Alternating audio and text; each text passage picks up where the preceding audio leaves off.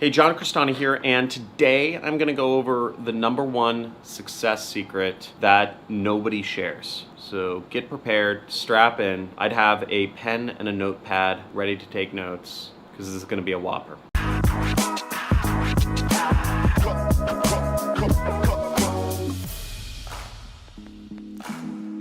Now, barely anybody takes time to reflect. Most entrepreneurs get lost on the hamster wheel and really never get off to look around. We're taught to hustle, hustle, hustle, and we're never taught to take time to reflect. Now, if you only hustle and you never reflect, you end up hustling on the wrong thing and you end up using your time inefficiently. You'll also ultimately get burnt out because you'll get worse results since you never take time to look up or look from down on yourself and reflect and analyze the activities you're doing and the results you're getting doing them. If you take time to reflect, you'll see what's going wrong. You'll start spotting patterns and you'll be able to address them and analyze them, be aware of them, and fix them.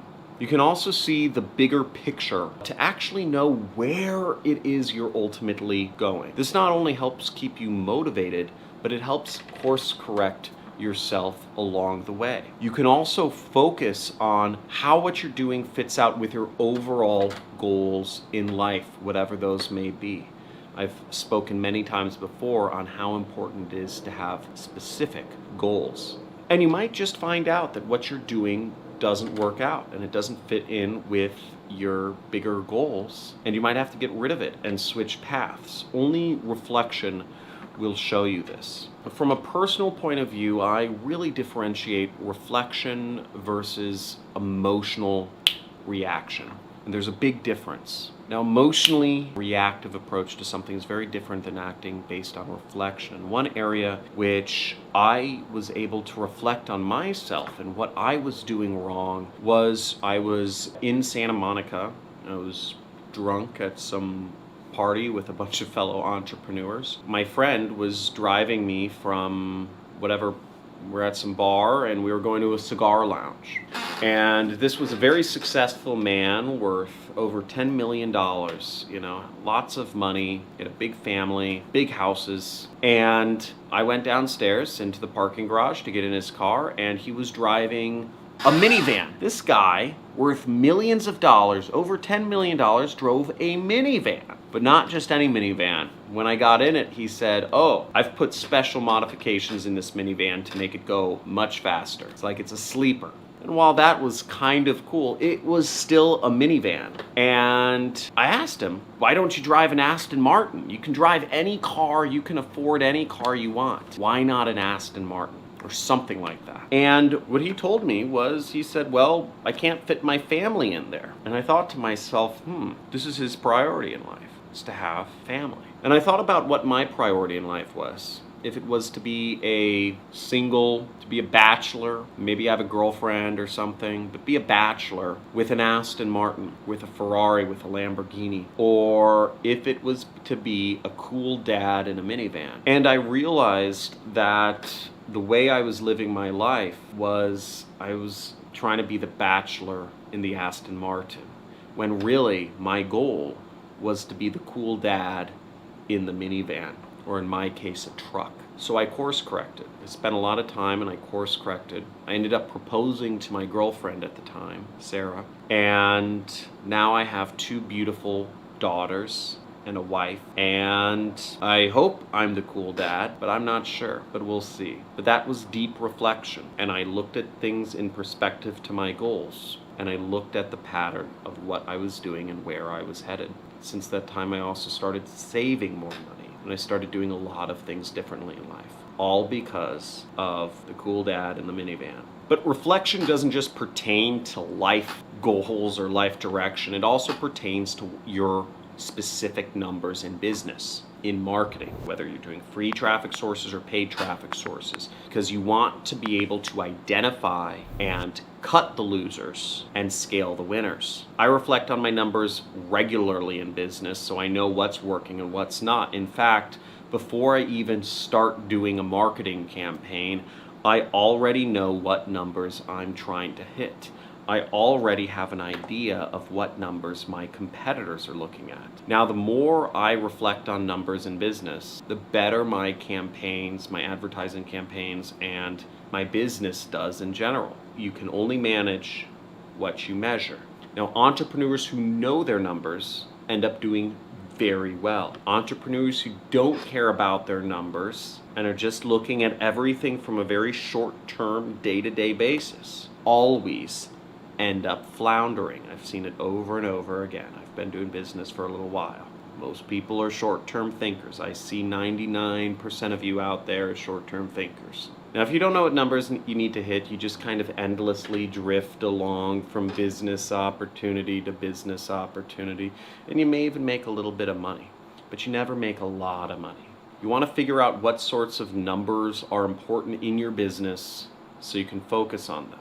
Now, in affiliate marketing, numbers you're looking at are CPA, EPC, stuff like that, right? Each business has a particular important number that you want to look at. You should know exactly how many sales, leads, clicks, impressions that you need to hit your target. So for instance, if I wanted to be making $1 million a month, I know that I'd have to be getting roughly 1,000 sales per day. If I'm promoting weight loss products, I need 1,000 conversions a day, because I'm assuming the average product in the weight loss industry for affiliate marketers is $35 CPA. So I need 1,000 sales a day over the course for 30 days to get to my numbers. To get 1,000 sales a day, I need roughly 10,000 clicks per day to the affiliate network on my landing page.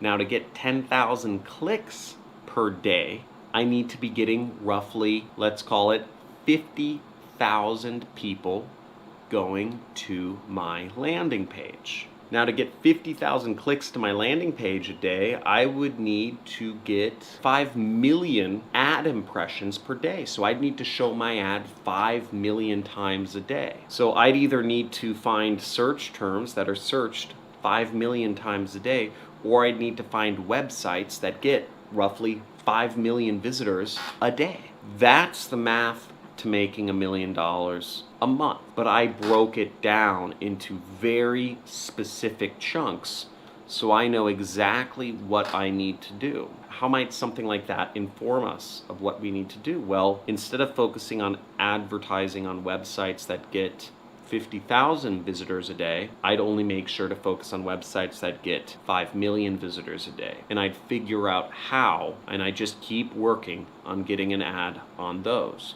That way I know that whenever I want, I go to $1 million a month. Any financial goal can be broken down into these simple things.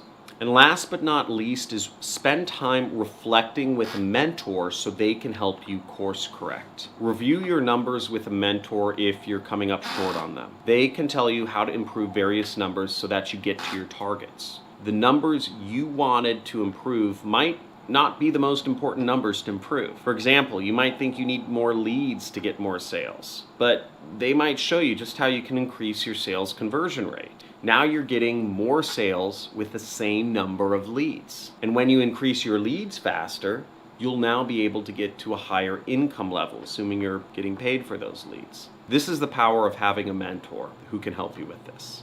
And I'd suggest only get a mentor who understands the numbers. Somebody else isn't really worth it. Now, one of my mentors, he recently sold a company for about $50 million. And it was a technology company. He made a lot of money. It was in a similar sector, and he can retire. But I mean, again, for people who are successful, generally successful people like working. So they don't know what to do. Even when they have a lot of money, they just keep working, right? That's what successful people like, working. Unsuccessful people don't like working, right? I had set a standard of 3 months to find somebody to hire for a technical role in my company. 3 months. That's the time limit I gave myself, and it was a reasonable time limit given other conversations I've had with people who were also looking to hire for this particular technical role in their company. And what I did was, after every serious interview that I went through with somebody for this role, I would call up my mentor, or I'd send him an email, or send him notes or something, send him a text, and I'd ask him his thoughts if this person seemed like a good fit to work in my company. Valuable advice, right? Somebody who'd sold his company for $50 million is giving me advice for free. This didn't come through any sort of pre-existing relationship. This came from me doing outreach and creating new relationships. This came from me putting in the effort, from me, respecting that person's time. And now I have somebody who's made tens of millions of dollars to reflect with. Now, how did I show this person I was worth talking to? After my first conversation with any mentor, I do everything they tell me to do. And I only follow up with them once I've done everything that they've suggested I do and gone above and beyond. Now, I've had a number of people ask for me to mentor them, and I've given the same advice. I said, move out to Malibu, California, do affiliate marketing, make your first couple sales, and get a job in the marketing industry. Not wildly complicated things. Nobody's done it. I'd be happy to mentor someone, but they have to do those 3 things for me to even consider it. Most people, they only want to hear advice that resonates with something they already believe in their heart. Most people, way beyond 99% of people, are unwilling to take advice and do things they are uncomfortable doing, even if that person is more successful than them. Whereas in my case, I've trained myself to be able to identify people who are more successful than me. In this case, this person's wealth is public record. Their company sold for over $50 million. So I know this person is more successful than me. Therefore, when this technical person gave me their advice on what to do, I knew I could trust this person if I'm looking to become wealthier than I already am. And even though their advice felt uncomfortable and I did not agree with it and it didn't make sense to me, I did it anyways. It's really weird that my business is being led in like these directions which I don't even know. I don't even feel comfortable with, right? We set up like a different corporate brand for myself, which cost me thousands of dollars. I spent the last 3 months hiring for a role that has 0 revenue impact in my company. In fact, it just costs me. This new department I set up is costing me $30,000 additional a month. I don't know technical stuff. I've always just outsourced the work for cheap. Why do I need to hire an American for this role? But again, I take the advice of my mentors. I'm willing to do things I don't even agree with and I'm uncomfortable with because I trust the process. And the process is to become wealthy beyond your wildest dreams, you need to follow people who have already done it before. And it will probably lead you to do things you've never been willing to do before. So I hope that helps. And let me know if you have any questions for me in the comments below. Subscribe to my channel if you enjoy hearing about marketing and mayhem and success and mindset. If you want to talk with me kind of casually, I don't spend much time, with people on the internet, honestly. But if you do want to talk to me casually, make sure to follow me on Twitch. And I play games occasionally. I play RPGs, JRPGs, card games, etc. So you can follow me there, and I don't know, maybe we could talk casually. And also, if you want to really learn this stuff, I encourage you to join my Discord chat community. People learn from each other better. People learn from groups better. It's a mixture of one-on-one learning, just knowledge in books, and group learning. So that's what works best. We're social creatures, so I encourage you to join the conversation there and add value. Once you join our chat community, our forum, add value to 3 other people's lives before asking for value in return. Okay? Remember that. Answer 3 people's questions. Help 3 people out before you ask for something. The universe is going to treat you way better if you give value before you ask for value in return. If you notice, before I tune off, I'm wearing a Blue Origin t-shirt right here. I'm wearing a Blue Origin hat. This is Jeff Bezos' space company, which is, the goal is to go out to space, establish a lunar base, and then use that as a launching pad for asteroid mining expeditions. The first trillionaire billionaires will come through asteroid mining. The amount of wealth and resources in space are enough to really end all wars and make everybody millionaires on the earth.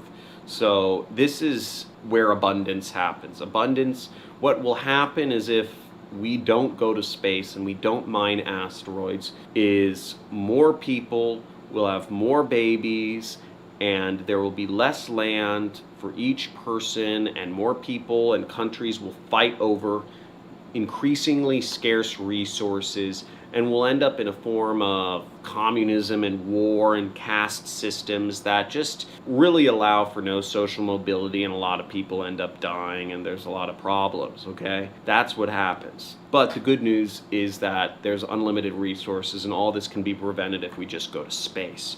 So I encourage you to just start looking into space and asteroid mining and skills to go to space. And if you want a radical change in your life and you want to become successful in a radically different way, look into space. Look into the skills needed to join the US Space Force, for instance, or to work for a company like Blue Origin, or Elon Musk's SpaceX, or Richard Branson's Virgin Galactic. All of these companies have a huge demand for skilled people right now, and not enough people are going into the science, technology, engineering, and math careers that support space programs. So I highly encourage you, look into these things. Learn. There's so much opportunity right now in today's world to become rich from the internet or technology or software or space or all these things. There's endless amounts of opportunities out there, but you need to go out and do it and acquire those skills. And it's going to be hard work, especially to go into space, but they need you. And if you live in America, America especially needs you to go into these sorts of careers and help these companies out, because that is the next frontier. That space is where we belong, because we were born into paradise. We need to bring what's out there back and help make this paradise even better for everyone around us. Sorry, I went on a little rant about space, but I'm going to be talking more about space moving forward and why it's so important we go up there and really become entrepreneurs in space. So talk to you soon. Have a good one. See ya. Bye.